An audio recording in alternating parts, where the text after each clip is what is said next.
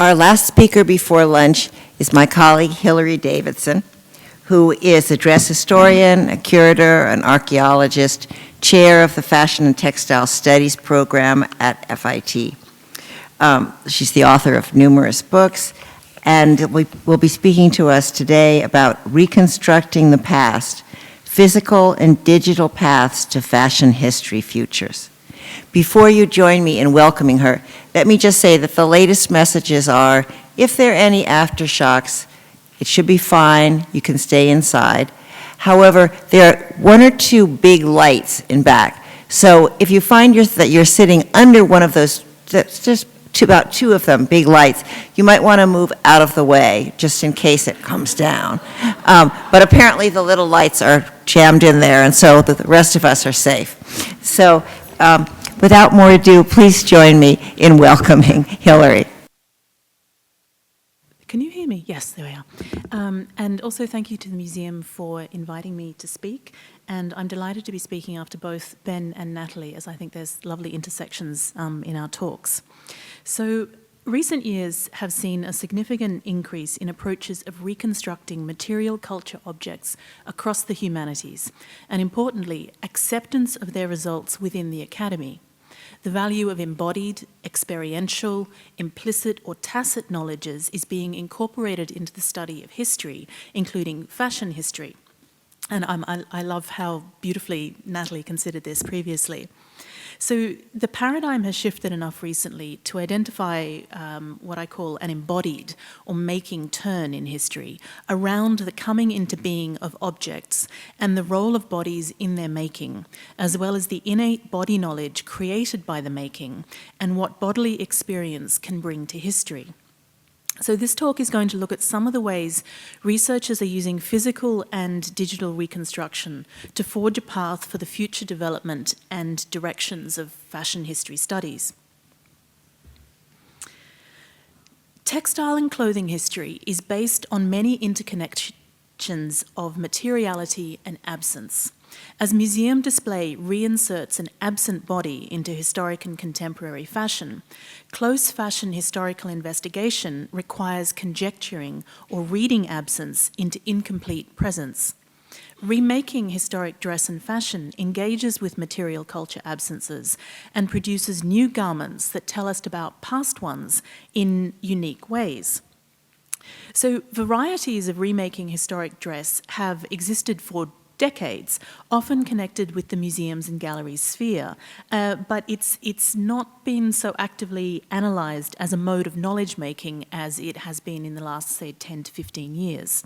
And dress curators have always added to or substituted fragile or missing objects with replicas in display, as seen here in the Museum of London's Pleasure Garden display. Everything with a red star is newly made, including hats by Philip Tracy.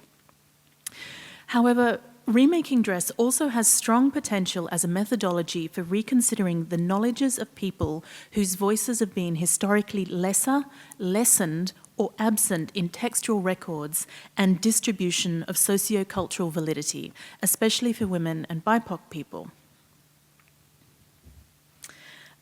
So let's look at the many reasons to reconstruct fashion. One is to experiment with a garment's functionality or to substitute a fragile object online or for exhibitions. A replica object might fill a gap to make a display complete. Reconstruction can test process, spinning, weaving, cutting, pattern making, dyeing, embroidery, fit, wear, movement, and everything else that makes a finished fashion object and determines how it works in social and cultural spheres. I reconstructed fashion for decades now, long before entering academia, and in a sense it's why I entered academia, because as Ben has been showing, I had my making experience counted as equivalent to a first degree when I went into graduate studies, so I really appreciate those changes that Ben is implementing. So it really is an inherent part of my approach to fashion history, and in sort of both experimental and experiential sense. And there are really two main approaches to dress reconstruction. The first is to replicate an object that already exists along a scale of accuracy, with the caveat that complete accuracy and authenticity is not possible to achieve because time moves on. And this is often easier as the garments themselves exist to be copied and all of the details can be taken from it. And I just want to say that I'm not so much talking here about the areas of reenactment costuming or designing costumes based on history and then sort of that extension into cosplay. So an example of this reconstruction from an object is this silk pelisse or coat dress that once belonged to Jane Austen, which I've now replicated 3 times. And the original object is on the right, and then my lovely body double, Juniper, is on you can see her wearing the reconstructed garment perfectly. And it shows how it might have looked in wear in a way that is not possible with the fragile and culturally significant object. It also tells us things about Jane Austen's body, which are completely inaccessible in other ways, and about her very tall, thin physicality, which is perhaps unexpected in a historical figure. Reconstruction is also a way of considering fashion designers' practical cut and construction skills, as with couturier Charles James's calico historic dress shapes. So this one is copied from an 1810s dress in the Met and is now part of the Met collection itself, and was a way for James to develop his incredible pattern cutting abilities. Betty Kirk's years of deconstructions of Madeleine Viennet's work have helped deepen appreciation of Viennet's groundbreaking technical innovations in cutting that so contributed to the development of 20th century fashion. But overall, the big picture is often still about the big names, not the women who sewed these garments in the designers' ateliers, whose value largely lay as being so highly skilled as to be invisible. And remaking can be a way to help remedy such overlooking. The other main kind of reconstruction is remaking something that doesn't exist or no longer exists. So the column on the right-hand side there. So it can be from an image, a pattern, a textual source, and it involves amassing enough information to make your best informed guess and doing a lot of research to fill in those absences from this kind of source. As an example, I made this reconstruction of an 1860 wedding dress based only on this single photo. It's Annie Russell Coates, the wife of the founder of the Russell Coates Museum in Bournemouth in England. And it's an example of kind of remaking a non-surviving object, but I based it on the patterns that the foundational dress historian Janet Arnold took from museum garments. And here's another example. The image there is a pattern for a low body from a 1580s tailor's book, and I made a bodice based on this, from this, again, just from a pattern. However, as shown in the photograph, this garment had a secondary value when it intersected with a toile of the black work jacket that I showed you earlier. Which was made for textile conservation purposes. By chance, the two replica objects were put together and the stays made sense of the jacket's cut. You can see how that curve at the top of the jacket exactly fits where the top of the stays sit in a way that was confusing the conservator as a flat object. They have different forms of replication, but interacted to create knowledge in new ways, independent of their origins and purpose. Replicas can be physical avatars, allowing reinterpretation of objects and doing what the objects can't. Remaking a garment requires particular strategic looking and recording the details and often multiple encounters with the object. It's a much closer form of looking because it's encoding information to be reproduced later. We don't know who nearly all of the clothing in history was made by. So to remake, you put yourself in the same cognitive space as the unknown maker and try to work backwards from the end results of their movements and decisions. And so much of this larger fashion picture is in the small details, like sewing threads, revealing when the object was made or altered, what is original and what's been added to. And that's just one aspect of clothing's materiality that needs to be analysed for reconstruction. Reconstructing fabric and textile objects can help recognise the skills and cultural values they contain in new, complex, and excitingly challenging ways. In the past, who was civilised and who had a voice worth listening to was often coeval with who used words or dressed the right way, who could produce and interpret text to standards expected by dominant society. If we change what is considered a text, then we change how we read and what we read in that text. Recreating fashion, then, is a form of textual reconstruction and recontextualization, taking us line by line or stitch by stitch through the production and thinking processes of other people, often of whom nothing else remains. Such recontextualization can take many forms. Sarah Woodyard's MA thesis, for example, her work of hand-sewn inquiry and autoethnography into Martha Washington's cap, quote, brought forth bodily connections to 18th century makers, construction techniques of 18th century caps intended for the maintenance of clothing, and a sewing literacy perspective to read the skills of an enslaved seamstress working for Mrs. Washington as attested in historical documents, end quote. Cynthia E. Chin is part of the Materializing Race project, and her research includes, quote, recovering the identities of Mount Vernon's enslaved seamstresses, underscoring their lives, labour, and the material products they created, end quote. She is planning to replicate a silk gown owned by Martha Washington that was refashioned by captive labour.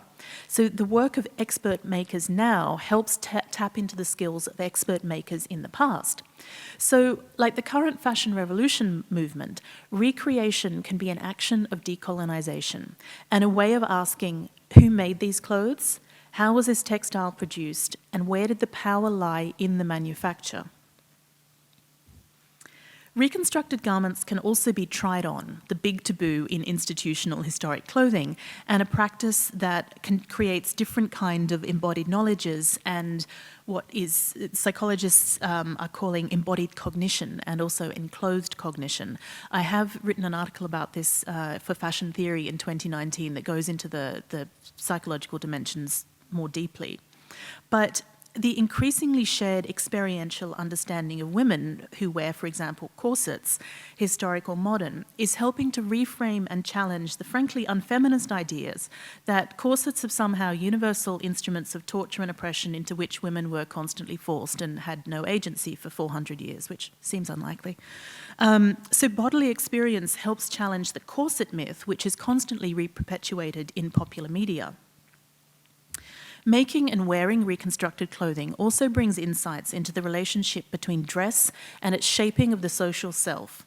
Wearing can challenge assumptions about dress history based on visual sources and offers other ways to recognise knowledges of the body. Whose bodies? What other people thought of those bodies and how they moved or were used, employed or coerced, and what the relationship between clothing, bodies and making could be or was. This is especially powerful when re-evaluating the experiences of enslaved people, as Cheney McKnight does so well in the present day, and others so involuntarily resettled, or those oppressed by the colonisation of their country. In an example of reconstructing that something that barely exists, with absences in knowledge filled in by other documentary evidence, Aboriginal people in Australia have been rediscovering the traditions of making possum skin cloaks since 1999. There are only 3 known surviving examples of this once widespread and hugely important garment that accompanied people from birth to death for tens of thousands of years. And as an Indigenous person who remakes says, a person's cloak was intimately entwined with their life story. And I'm very mindful here of Natalie's question about how can we put feelings into language, especially in relationship to these quotes. So to sort of quote Dr. Mariko Smith, an Indigenous Australian academic, she says, who makes possum skin cloaks, she says, quote, "This is an important cultural practice for my people, the Yuin Nation, as well as for many other mobs," which is how Indigenous Australian groups refer to themselves. "Learning from master cloak makers, mainly women in my community, has been an empowering and healing experience." And one of the most moving presentations I've ever heard at an academic event was a remaker talking about presenting an elder of his Wiradjuri nation with a possum skin cloak for the first time, and the elder's emotional reaction to wearing this powerful garment. The affect of the garment, thank you, Natalie, for highlighting this phrase, was such that you could, the presenter, Dr. Michael McDaniel, he said you could see the elder standing up straighter. That the cloak had an immediate effect on his enclosed cognition and his physical affect in this material relationship with an object he no longer, his relationship had been disconnected from. As Gunditjmara woman Vicky Cousins, who began the cloak-making revival, says, quote, "The best thing is that every Aboriginal person that tries on a cloak stands proud and tall. They can't not. You're sort of wrapped in your country," end quote. The cloaks convey a clothed embodiment Aboriginal people's ancestors knew in the past and which had been lost, but which now affects them bodily and emotionally in the present. But to move to the digital section of this talk, technologies, especially digital one, are extending these physical possibilities of fashion reconstruction.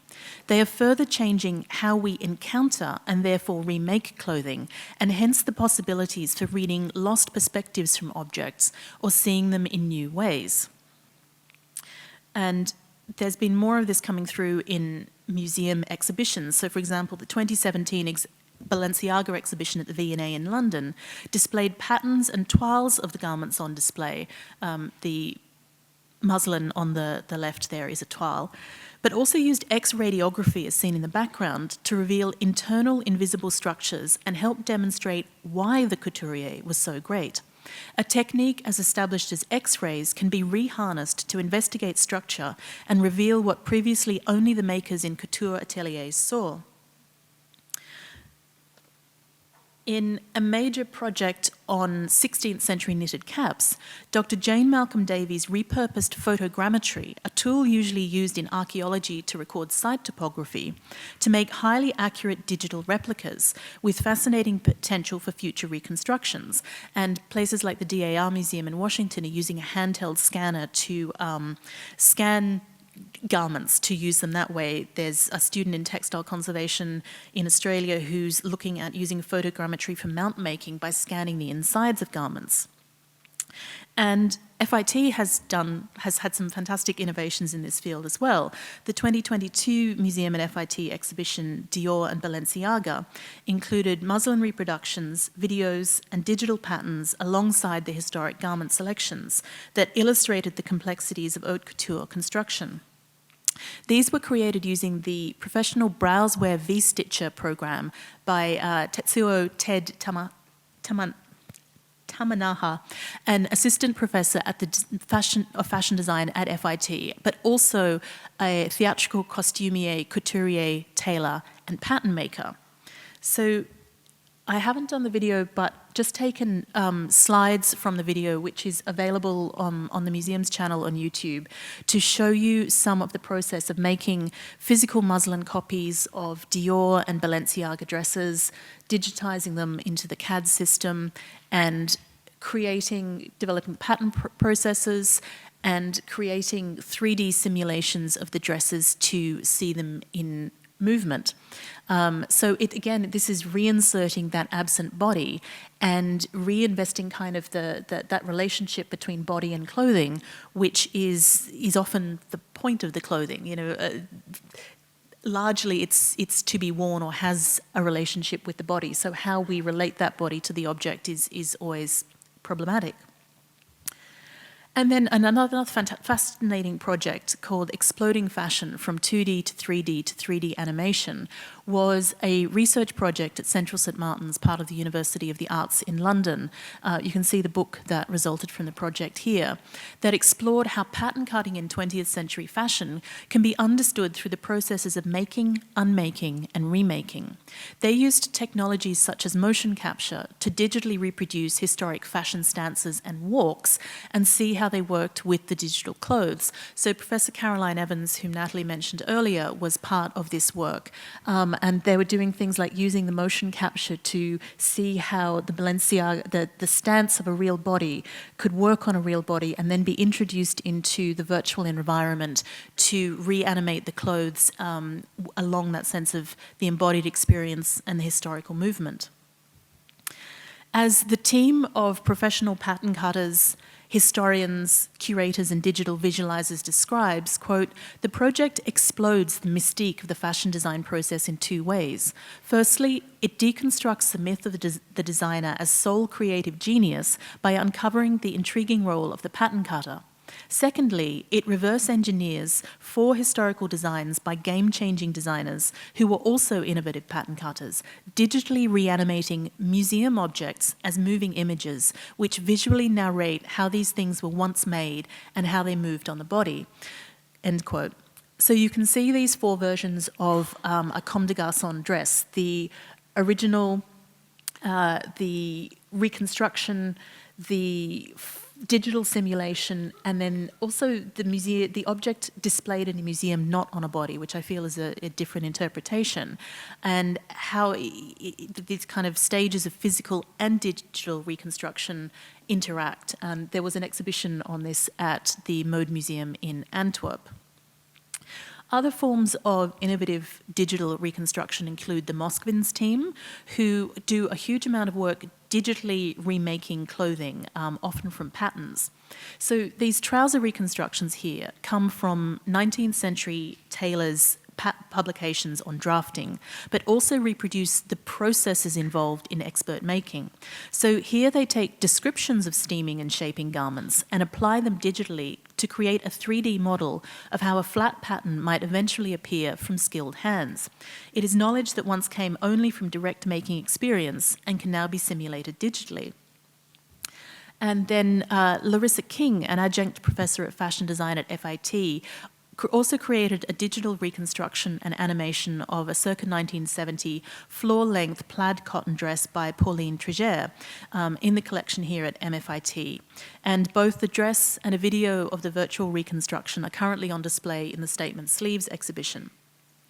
And what's innovative about King's work here is that it's created by drafting a pattern directly from the examination of the existing gown, taking the measurements and photographs, but skipping the step of a physical fabric toile or test garment created by manual methods of draping or flat pattern cutting in favour of a virtual toile sample and simulation.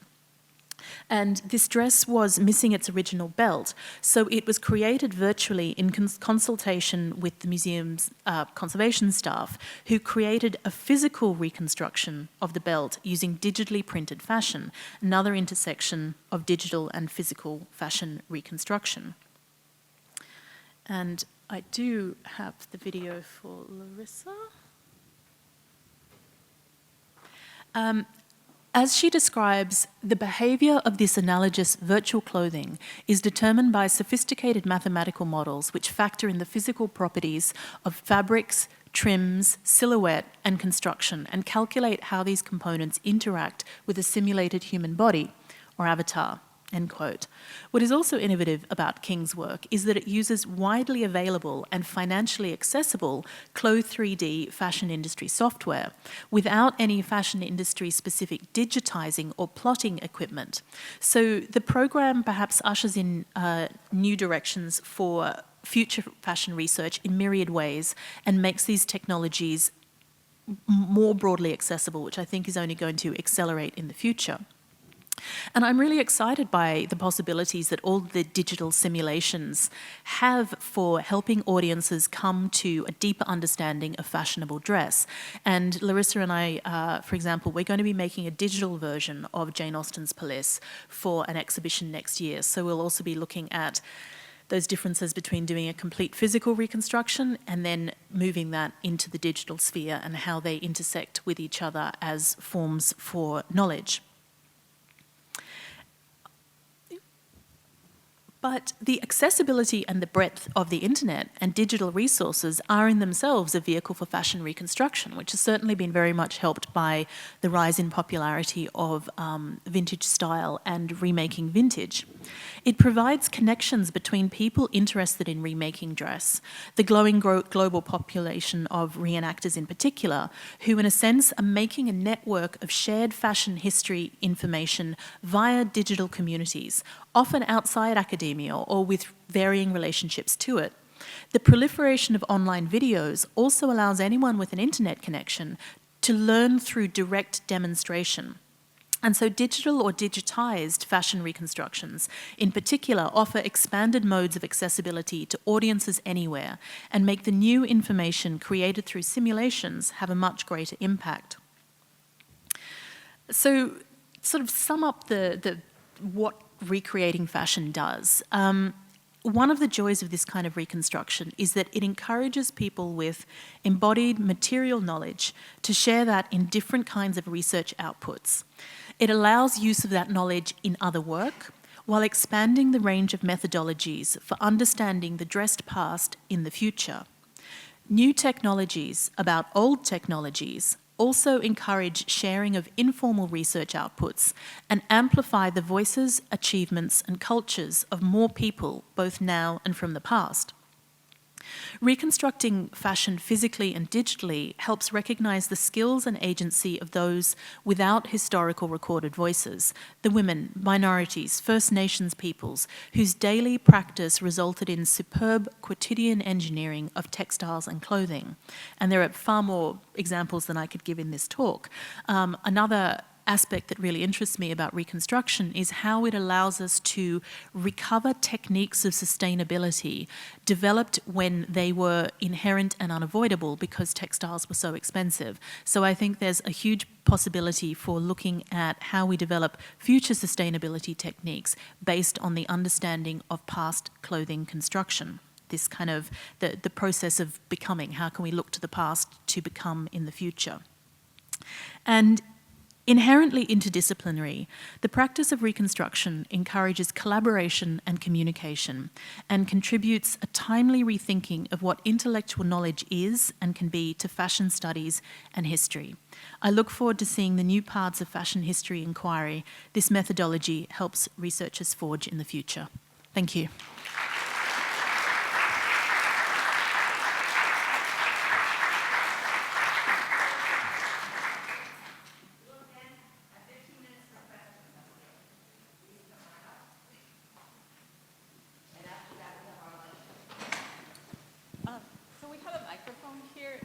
Ask your question.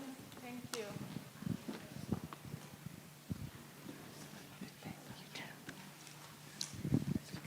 Thank you.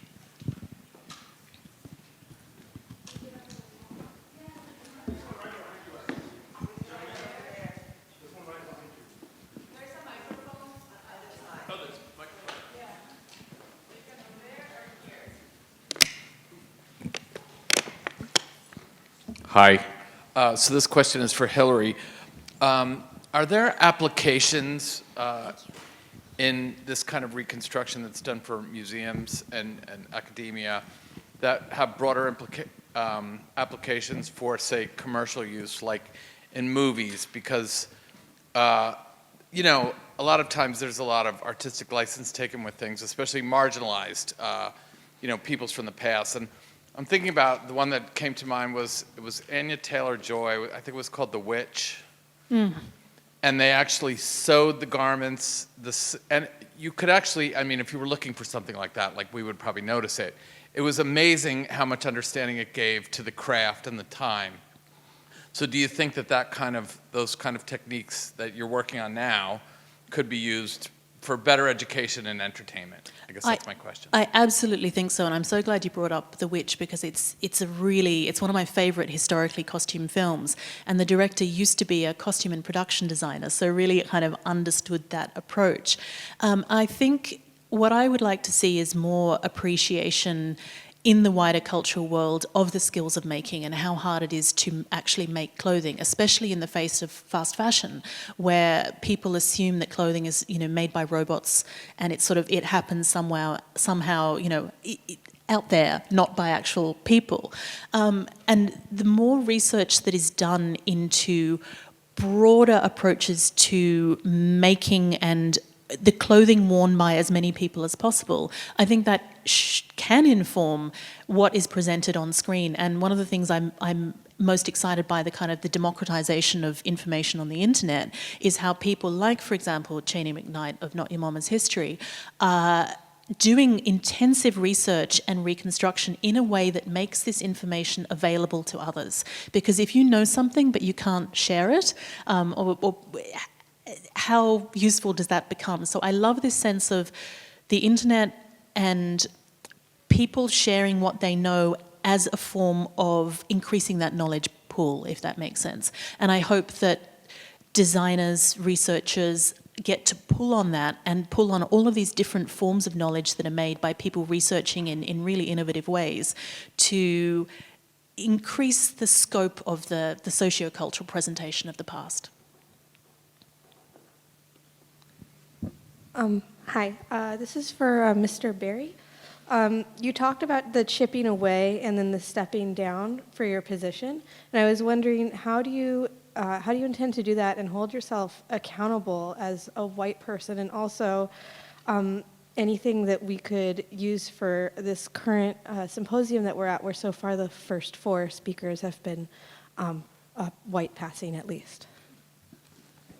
I really appreciate your question. It's something I think a lot about as I move through space, and especially within the university. I think making any type of institutional change that challenges established worldviews in which people have really built identities and careers around, right, does mean that there's, to use Sarah Ahmed's phrase that I quoted, is this chipping when you try to do that. But I recognize that chipping for me is much less than for my colleagues in leadership who are Black, Indigenous, people of color. And so I feel in many ways that at this point, at the beginning point of transformation, that there's a role for me to move in spaces and to bring about changes, because the dominant institution, one, sees me in a very particular way because of my body, hears what I'm going to say in a very different way because of my body, and allows me to advance change for that same reason.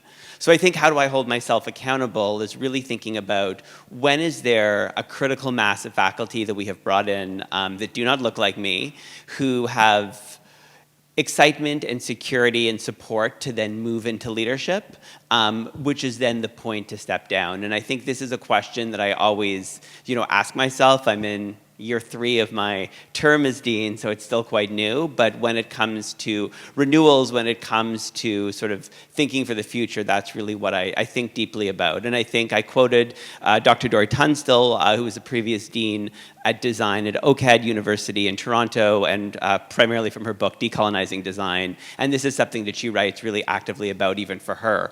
As a Black woman, she thought, too, when do I step down so there's spaces for Indigenous people to lead in the space of design in the university? And what kind of pathways can I support to make that possible? And so this is really an ongoing conversation I have, but I think also it requires leaders to hold a space of humility, to take feedback that when, if you're not recognizing when it's time to step down, or it's time for sort of the next change, that you have colleagues that you've built trust with that will tell you, and you've built that humility to also know that as well. So it's always, again, this self-reflexivity that's, I think, critical to knowing that. We have a question in the podium.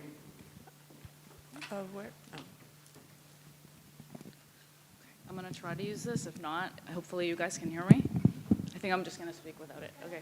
So I'm actually a design graduate from FIT from the 90s.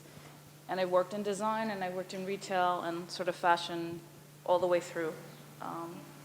And I never understood why. How do I explain this? In I'll say North America, I'm going to sort of generalize because I'm from Canada, Toronto originally. They never understood like the art of what goes into the pattern making, what goes into even the tailor and the sewing, and how to get that across. Like, I think in Europe, it's treated more like an art, and here it's not. And you started, and that's how I thought about it, of the pattern making, the person that does the pattern drafting, the person that does the cutting. It's a process, and it's a team of people. It's not just the designer, because the designer can't work without the pattern maker, can't work without the sewer, can't work without the, the sample hands and the factories. So how do we educate and inform about that? And has anyone ever done that you know of? Has anyone ever done that research? I think there's a lot about it, about that research sort of broadly. How we would implement that is, again, I think a matter of chipping away. But I would also say that there's perhaps, from my perspective, two of the kind of larger social influences on this lack of appreciation. Often that sewing has been seen as women's work, and that things that are the sphere of women, even though tailors have been professionally men for millennia, the ordinary work of women in sort of mending, making, repairing has often been undervalued historically. And I think there's also we're in a post-industrial art-craft divide. There's kind of the false dichotomy between mind and body, but between design and making, and with the kind of, the sort of the notion of the artist removed from craft, perhaps that really takes rise in the 20th century. I think we've got that split between the understanding of craft and design and implementation that sort of heal that rift or connect that rift, and there's been huge amounts of work done on the work of craft and connecting it, but I'd say those are two larger perspectives that are contributing to our lack of appreciation for making. But I don't know if you... Yeah, I mean, I think one of the things that's really exciting about this symposium and thinking about through the presentation so far is where different fields also inject into fashion studies. And I think part of the process of decolonization is also thinking about the dominant worldviews, right, that structure fashion, that we know very much, right, about this individualistic hierarchy that celebrates often the designer, but we know the reality is how many people work. And I think moving away from sort of that colonial perspective, and also in a lot of the work integrating disability studies, recognizes this inherent interdependence to everything we do, but that is not valued. And so I think in some of the work I think about when we provide accommodation or access, is there an assumption that there's one person who is doing all the making or all the design? How do we actually recognize and provide credit to the variety of people with different minds and body knowledges that contribute to fashion? And I think that when we think about access in fashion education and ultimately in the fashion industry, part of that is moving away from the colonial understanding of independence and this one person, and really thinking about how do we value interdependence and how do we support and glorify and celebrate that and recognize that in our educational spaces, but then again in the industry. So I think it's also this larger sort of worldview that when we think of decolonization, it's part of deconstructing that and recognizing very much what you've spoken to based on your own experience in fashion.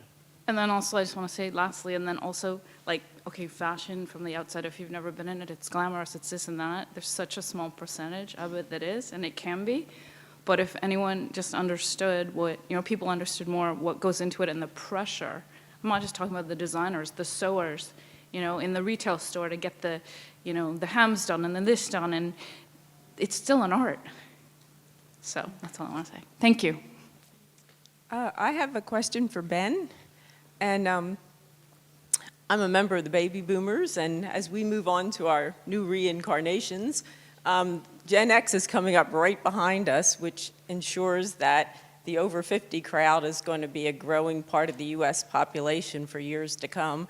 Does Parsons consider age at all in their design programs? That was the one thing that I didn't hear come up, but. Yeah, I think that's a great question. I think so much of the approach. I'll say that I don't consider myself an academic administrator. I consider myself a fashion studies scholar that began in gender studies. And so much of that theoretical thinking from gender studies and then coming into fashion studies really informs sort of how I've thought about occupying this role while I'm in it as dean. And so absolutely part of it is taking an intersectional perspective and recognizing that if we're going to champion social justice, how do we think about these different accesses of power and marginalization? And so age is absolutely part of that as we think about how bodies exist in the world and how we design for bodies. And so certainly the connection with age is central as we're thinking about shifting the curriculum and also thinking about the faculty we bring in and that we help train. How do they incorporate age in this larger kind of thinking around design? So yes, I think it's a really important question. And I think specifically thinking about the different intersections of identity is critical when we think of this process of really transforming fashion education to be far more inclusive. Thank you.